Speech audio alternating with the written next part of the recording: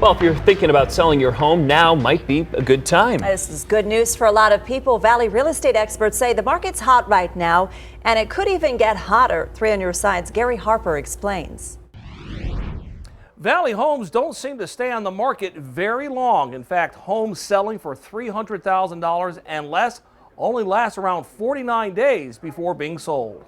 I would say the market today is amazing. We're busy. Make no mistake about it, the Valley real estate market is hot right now. We got our first offer in 2 days. In a previous 3 on your side report, we told you about Celia Pena. She sold her home in just days, and she's not alone. This is the time of year to be in the marketplace.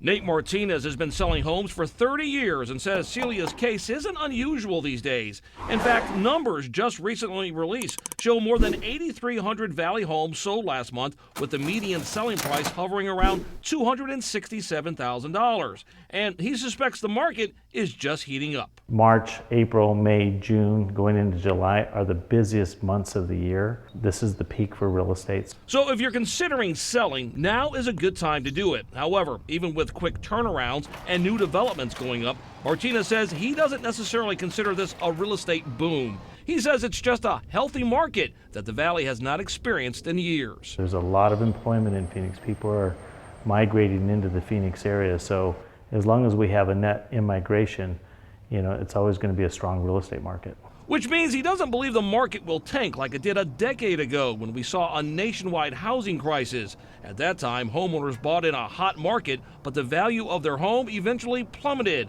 As a result, homeowners were considered underwater and simply walked away. Could the same thing happen now? I do think that the market will plateau at some time here in the next, 6 to 12 months. I don't really have a crystal ball, but I don't think we'll see a correction like we had during the crash. And even with this healthy housing market, Martinez says if you're selling your house and want top dollar, there are some things you need to do. First, make sure it has good curb appeal. The main thing is to start across the street and look at your house in a buyer's eyes. What does that landscaping look like? Are the windows clean? Are the shrubs trimmed? Next, he says, declutter and deep clean. Pay attention to windows, baseboards, and light switches. Also, he says, it's a good idea to give a fresh coat of paint and maybe new carpet. You got to remember, people are going to come through your house. They're looking for reasons not to buy it as much as they are to buy it. But what if you're buying in this market? Well, you have a checklist as well, like having your funding ready. Be completely pre-qualified, not just pre-approved. And if you find a home, don't give a lowball offer. Good chances you're going to miss out because that house will probably sell with multiple offers at full price or maybe above.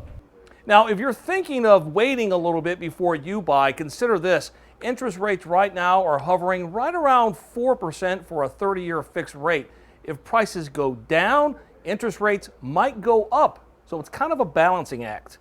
I'm Gary Harper, 3 on your side.